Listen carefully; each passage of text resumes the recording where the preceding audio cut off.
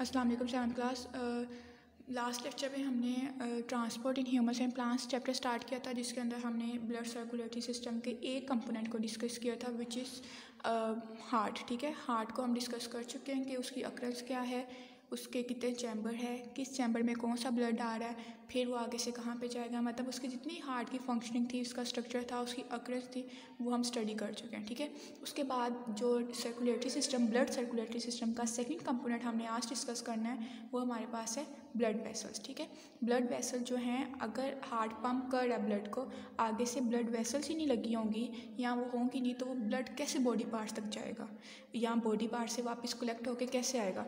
तो जो एक पैसेज है जो उसको आने जाने का काम प्रोवाइड कर रही हैं, लेके आ रही हैं, ब्लड को लेके जा रही हैं, वो हमारी ब्लड वेसल्स होती हैं। ठीक है, तो ब्लड वेसल जो है वो नेटवर्क ऑफ पाइप्स है, मतलब ये बारीक बारीक ट्यूब की फॉर्म के अंदर पाइप्स होती हैं जो कि हमारी पूरी बॉडी के अंदर स्प्रेड है, फैली हुई हैं। ठीक है, वो जो पाइप होते हैं